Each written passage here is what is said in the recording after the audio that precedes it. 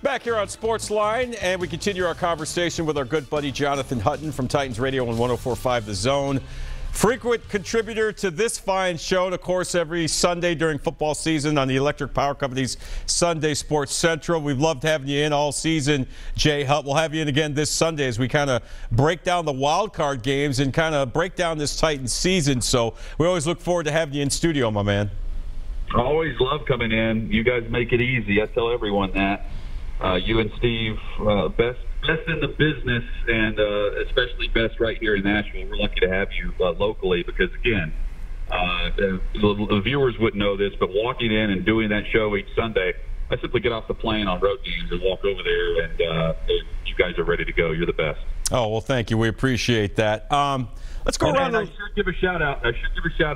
To Brian and Coos as well. Yes, they deserve it too. Those are the hardest working men in show business. Yes, Bob Kuzek and of course Brian McKeegan are fine producers and photographers and editors. They do a wonderful job. Very lucky to be working where I work here at News Channel 5 and News Channel 5 Plus with the crew that we have. All right, Jay Hutt, let's go around the league. A lot going on in my old stomping grounds, Pittsburgh. Of course, as you know, I was there for over a decade, covered the Pittsburgh Steelers for many years, and boy, they have a lot going on, don't they, with this Antonio Brown situation, supposedly a confrontation with Ben Roethlisberger last week as they got ready for the Bengals game and kind of walked out of practice and didn't show up until game day. This is a game that the Steelers needed to have in order to have a shot to make the playoffs. Now, ultimately, you know, the Ravens beat the Browns, and so the Steelers were eliminated. You know, I covered Antonio Brown the first part of his career. I didn't see this coming. What do you make of the supposed trade demands and all this stuff going on between Antonio Brown and the Pittsburgh Steelers? From what I gather and from what I'm hearing, a lot of it has to do with jealousy over Juju Smith-Schuster. The fans in Pittsburgh love him. He was voted team MVP, which I guess really ticked AB off, and he seems to be the darling now of the Pittsburgh Steelers, very similar to what I covered in the early 2000s with Plexico Burress. He was kind of the heel, and Hines Ward was the baby face. What do you make of all this going on in Steel City?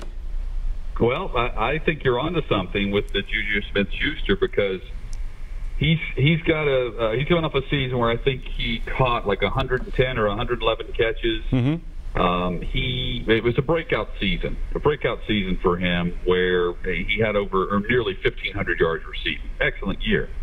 But you know, Antonio Brown is saying, look, I've got a streak now with 6 straight 100-catch seasons.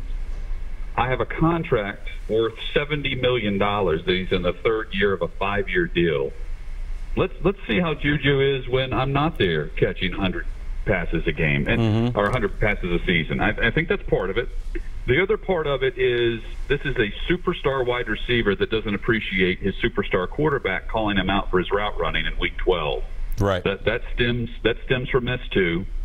And, you know, I think another part of it is just the dysfunction that Tomlin, it starts up top with Tomlin and yes, the seat down.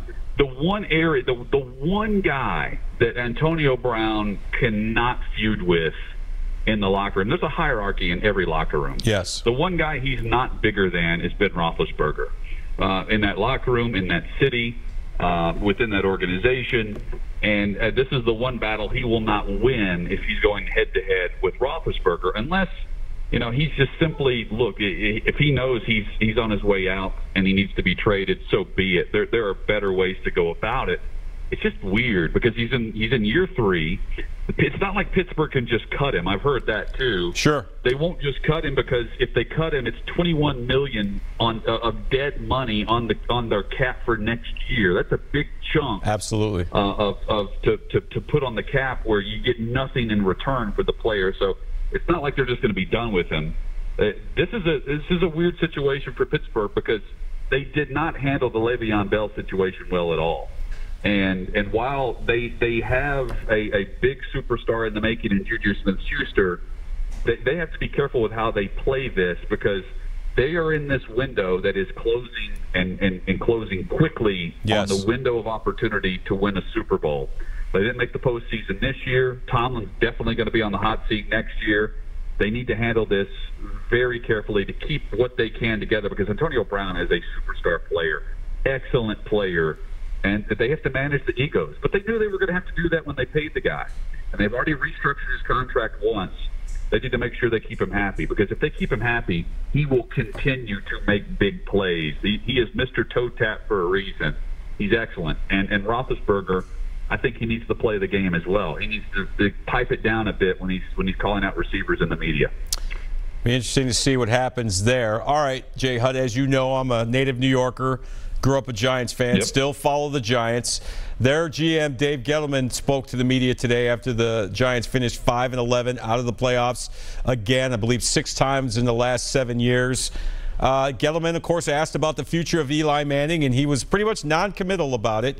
He seemed to be more committal, or more of a commitment towards Odell Beckham Jr., but did not definitively say, A, if Eli Manning will be back, B, if he does come back, will he be the starter? I thought that was a smart move by Dave Gettleman today. I'm a little bit more emotionally involved in it because this is kind of my team. I want to hear from somebody who has a more objective view of what's going on in New York. If you're Dave Gettleman, what do you do with Eli Manning, and what do you do at the quarterback position for the New York Giants? I think first of all, they have to be honest with Eli, which I think they will be. But behind the scenes, they have to be honest with him and tell them their plan.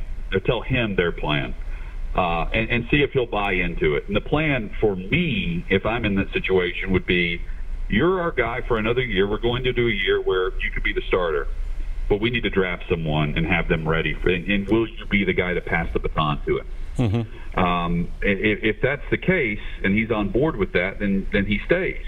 If he says, look, I'm ready to go elsewhere because I'm not going to do that, then if he wants to pull the Joe Flacco, for instance, right, then you cut that off before it starts. The Joe Flacco thing didn't end well, but because he wouldn't even pick up the phone and call the guy that they drafted in the first round in Baltimore. So I first and foremost, if I'm Gettleman, I make sure that Eli is going to be and play ball in that way. Maybe he will, maybe he won't. My guess is he would. So that's item 0. But also keep in mind that Eli Manning was one loss away, and you know this better than anyone.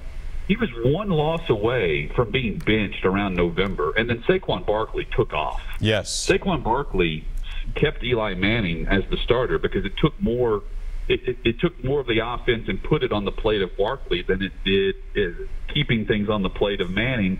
And it allowed Manning to not have to go out and win games. Barkley was doing that for them. So I think if you can convince him on the offensive system and say, look, we're bringing someone in to mold under you. We want you to help us do that. Are you willing to do that? I think given the circumstance and knowing that he is a franchise-type guy that is in for the Giants organization, I tend to lean towards the idea of if he's back, he's willing to play ball there. Although it will make for an awkward situation midway through the year where they have to make the change, because ultimately you draft a guy, right? You want to give that guy that if he's a high-round pick, you want to give him the opportunity to earn it and compete. And eventually, based on the recent play that we've seen, John, we talk about it every night when I'm in on Sunday night getting ready for the show. The Giants are usually playing in prime time, or they're playing in that 3:30 game, and they're not playing well. Yep. That we're always discussing, is this the last time we're going to see Eli? That time will come sooner rather than later. Eli Manning knows that, so does Gettleman. The question is, are they willing to play a little ball and make it a smooth transition? And if it's not going to be, just be honest about it behind closed doors, handle it the proper way, the professional way, and send him somewhere where he can have an opportunity he's looking for. And then look, then you're back to square one where you'd probably be anyway at this time next year. Right. You're hitting the fast forward button a little sooner than what you might like. I like where your head's at, my man. I agree with pretty much 99% of what you said. Okay, it's good to hear an outsider's perspective, because again, I'm a little too close to the situation, Jonathan. You know. I don't know the quarterback, though, John, to be honest with you, in this draft. That's the other hard part. I was going to say, I mean, with no Justin Herbert now, he's going to stay in school another year. The Giants are picking 6. Do you go Haskins? Do you go the kid from Duke? Do you go Will Grier? I don't know. I like Haskins. Haskins can make every throw. Yeah, and he's mobile. I'm no NFL scout and I'm no NFL GM, but I've watched the guy play, and I think and he's mobile. You mentioned that too, but man, him and Barkley would be interesting, and him throwing to Odell Beckham Jr. He can make every throw. He doesn't have the most experience, but man, he can sling it. I like the way that guy plays. Me too. All right, Jonathan, we're talking with Jonathan Hutton from Titans Radio and 104.5 The Zone, our Titans and NFL analysts. All right, let's look ahead to Wild Card Weekend, Jay Hutt. Which teams do you think are in line for an upset? What do you think could be the biggest surprise game of this weekend? I think the best game is going to be Indianapolis and Houston. Yeah. Only because we've seen them play twice, and both games were very good. Both road teams won, by the way. Houston won in overtime in Week 4, and then both teams played recently where Indianapolis won at Houston. The difference is T.Y. Hilton has a bum ankle right now, but Andrew Luck doesn't get touched. They only allowed 18 sacks on the season. And I believe, if the number's right, it's 64 or 67 sacks allowed by the Houston Texans and Watson. So that's where this game is won or lost, is with Houston's offensive line. And in the 2 previous matchups, Indianapolis sacked him 12 times combined. So if Watson, who sometimes hangs onto the ball way too long, if he makes the right decisions with the football and doesn't turn it over, Houston can win. I don't think that happens, but I'm taking Indianapolis in that one. I think it's a very good game. I think the game that's likely not going to be close is Chicago and Philly. I'm taking the Bears. I think the Bears are very good defensively. And with so Foles, you're not buying the Nick Foles magic. A lot of people are picking Philly in this one. I'm taking Chicago. I like the way the Bears run it, and their defense is legit. You know who I did not buy them in the middle part of the season. I'm likely going to regret this, John. I'm not buying Baltimore either. And I love their defense. Sure. I just think that the fact is, if you can put 8 or 9 men in the box and force Lamar Jackson to throw it, they don't want him throwing. I don't know why, because the guy made throws in college. Right. They don't want him throwing the football. And when they're running it 70% of the time, load the box. And if you stop the run, if you can run sideline to sideline, and the Chargers they primarily use a nickel or dime defense, they'll be able to run sideline to sideline with this run game. So I'm eager to see how they match up, and we know how that game went in Baltimore's favor, by the way. This time the Chargers make the road trip. I like L.A. in that one. So I think the best game to watch will be the first game of the weekend, quite honestly, and I'm taking Indianapolis on the road. I like Seattle, but there's something about Dallas and their defense.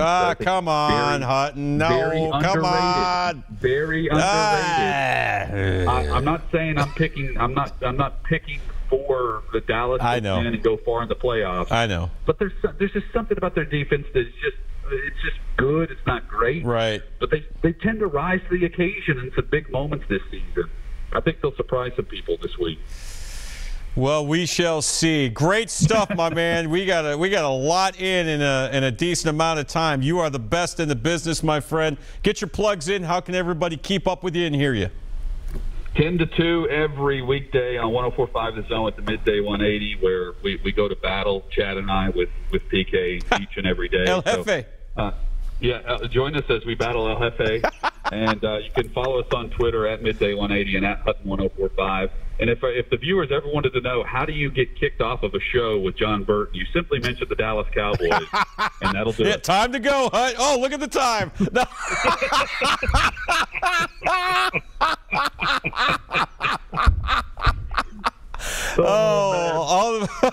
All the best to you, my friend. Thanks so much for being on. We'll see you this Sunday on Sports Central. Happy New Year, John. I'll see you Sunday. All right, my man. The great, and I do mean great, Jonathan Hutton joining us for an extended period of time, talking a little Titans, talking a little NFL playoffs. We'll come back and we'll hear from you, your phone calls. Let's get them going, folks. Stay with us.